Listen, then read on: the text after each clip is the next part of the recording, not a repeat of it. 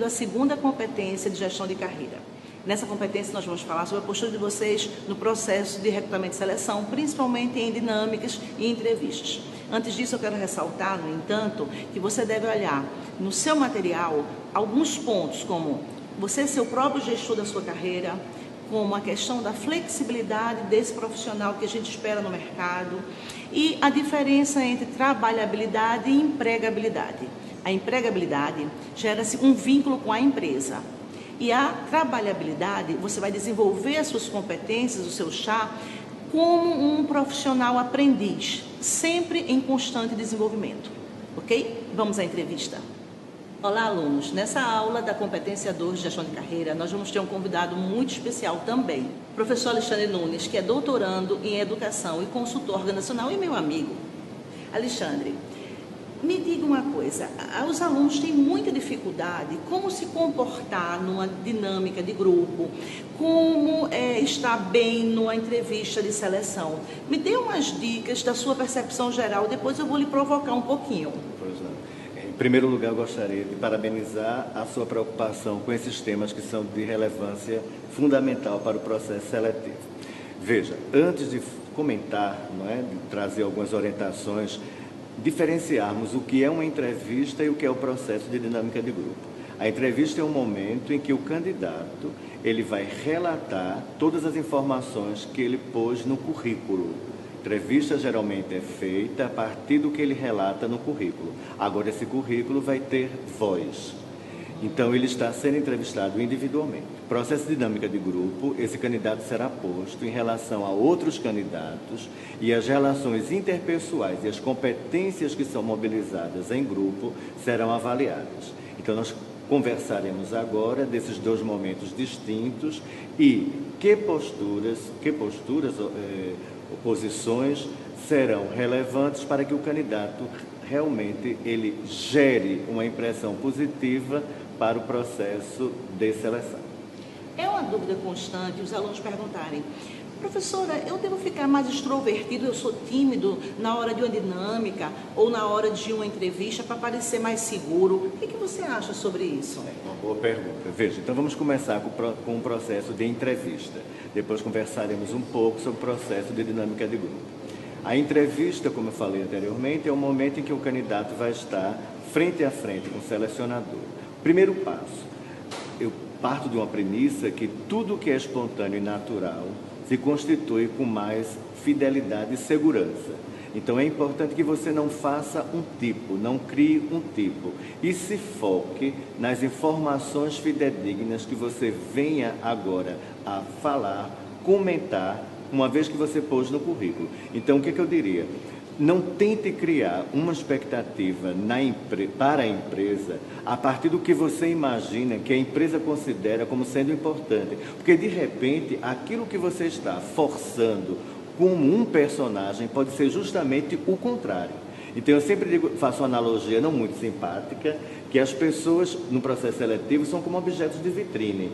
Alguns passam e dizem assim: vou levar esse objeto. Outros dizem: não achei interessante. Então, você está sendo ali, metaforicamente, um objeto de vitrine. Algumas organizações irão comprar, outras não. Agora, se você fica tentando imaginar qual o personagem que você vai criar para ser comprado, você pode até, de alguma forma, ser pego pelo justamente o contrário. Você deixando de ser espontâneo, que era justamente o perfil que a empresa gostaria, e você termina sendo prejudicado. Então, respostas fidedignas, seguras, fundamentadas. Uma coisa que eu percebo muito, Lorena, é que não basta responder. É preciso que você fundamente a resposta que você fornece. Então, por exemplo, exemplificando, como é que você se vê como um aluno, na sua escolaridade? Como é que essa dinâmica como aluno? Então, na entrevista você vai e encanta. Eu sou um aluno muito dinâmico, eu sou um aluno muito empreendedor.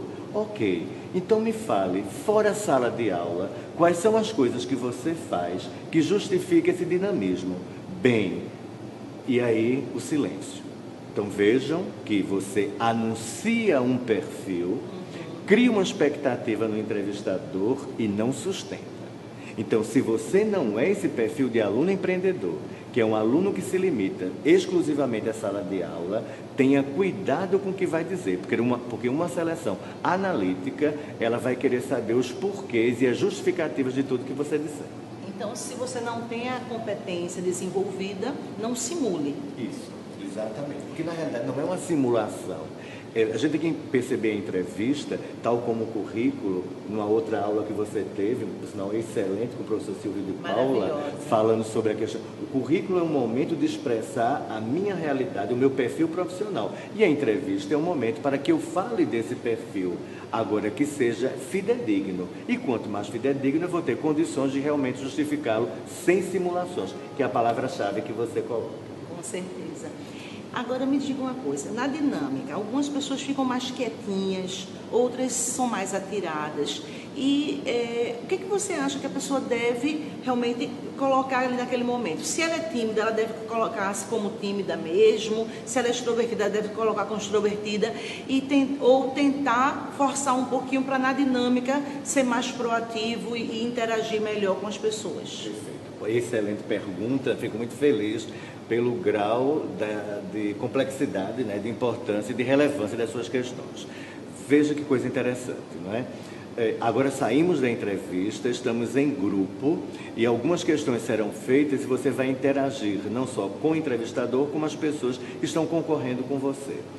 E eu gosto muito de metáfora, Então, por exemplo, você recebe, porque a metáfora ajuda a associar a compreensão. Você está em casa, uma visita chega, você está nos seus aposentos mais privativos. Quando você vai receber essa visita, você tende a arrumar-se. Então eu diria o seguinte, entre uma simulação que se distancia de mim e uma arrumação que fala melhor de mim, você pode pensar nessa perspectiva. Então, por exemplo, se eu sou uma pessoa que tenho dificuldade de expressão, eu não vou me colocar numa posição que eu tenha que dar um discurso ali, porque aí eu não vou segurar, eu não vou terminar bem. Eu vou anunciar essa pretensa necessidade de falar muito, não vou dar conta disso. Agora, entre um discurso e a omissão da fala, você tem que verificar o que é que você pode fazer no melhor que você pode fazer e tem que se posicionar de forma segura. E Lorena, é só uma diferenciação, como a minha formação em psicologia mostra a diferença do tímido e do reservado. O tímido, ele tem vontade, tem desejo, mas ele não consegue. O reservado, ele flui. Da forma dele, ele fala, se expressa, sem uma necessidade de não fazer um papel que não corresponde à realidade. Muito bom, Alexandre, muito obrigada. Está sendo esclarecedor, eu acho que por demais, e os alunos devem estar adorando também, como eu. Eu queria saber agora sobre aquelas perguntas capciosas. Chega na entrevista, está lá o candidato, fale sobre si mesmo. Muita gente trava. O que a gente deve fazer nesse momento? Veja, interessante que a gente tem que pensar. Estamos fazendo entrevista de emprego para emprego corporativa. Não é psicoterapia e não é conversa de mesa de bar.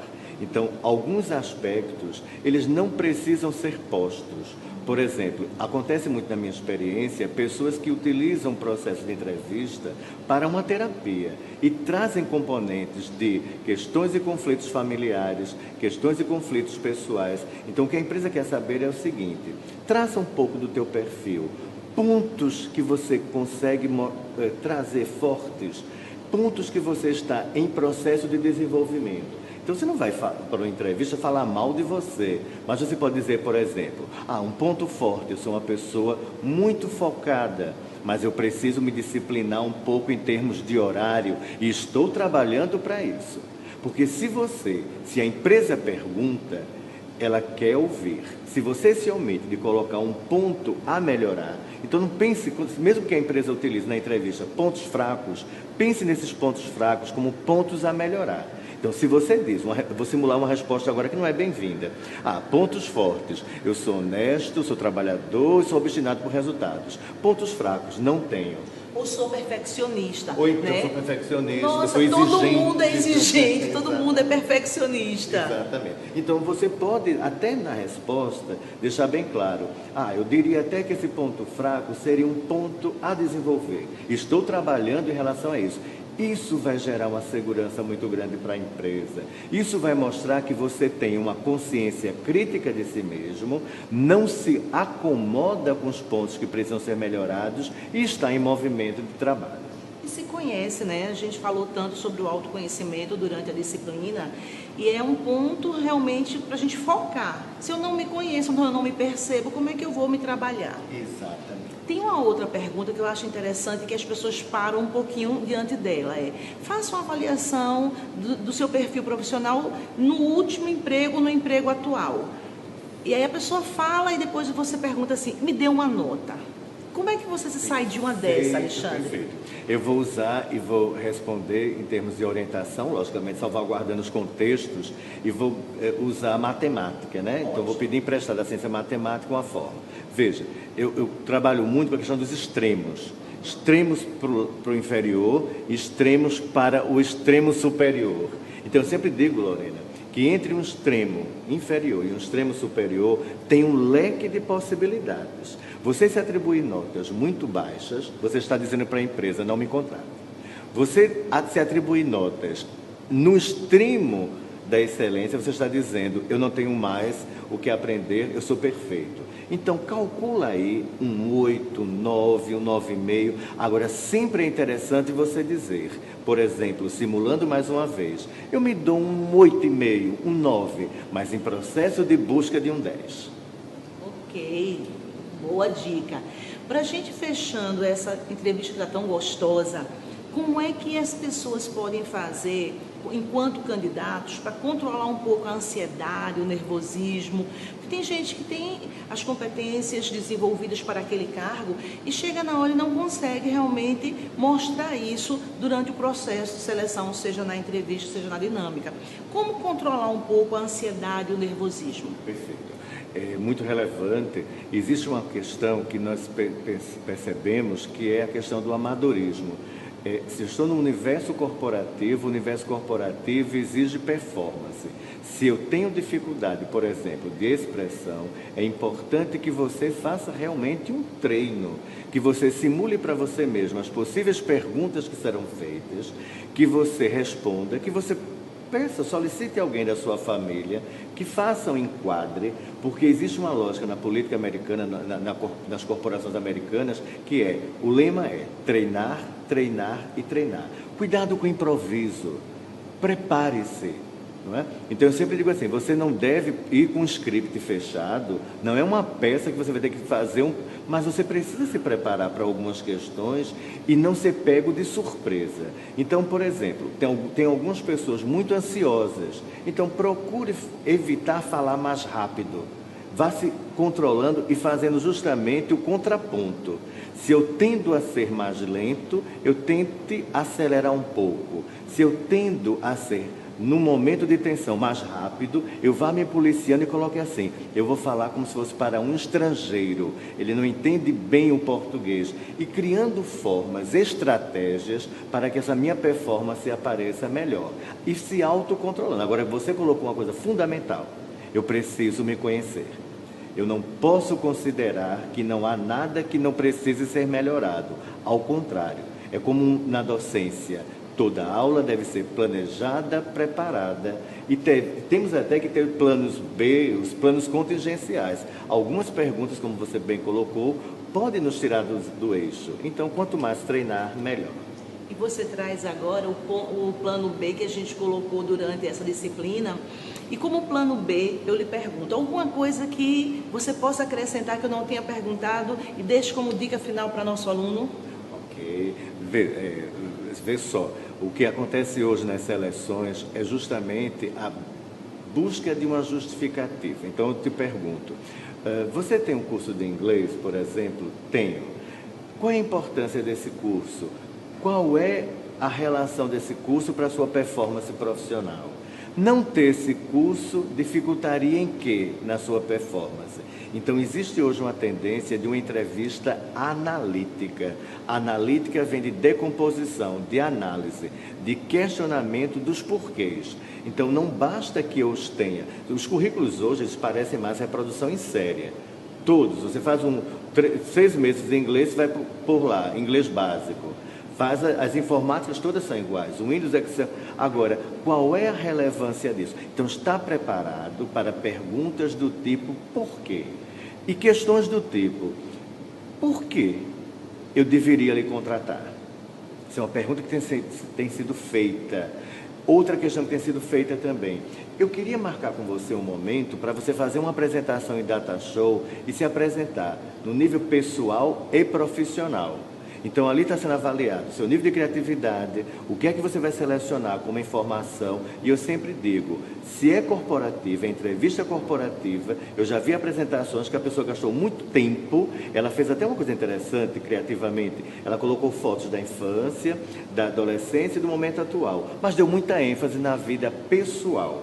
Então, traz uma trajetória enfocando a questão profissional de como você está, de como você gostaria de estar daqui a um certo tempo, para mostrar que você é uma pessoa em movimento.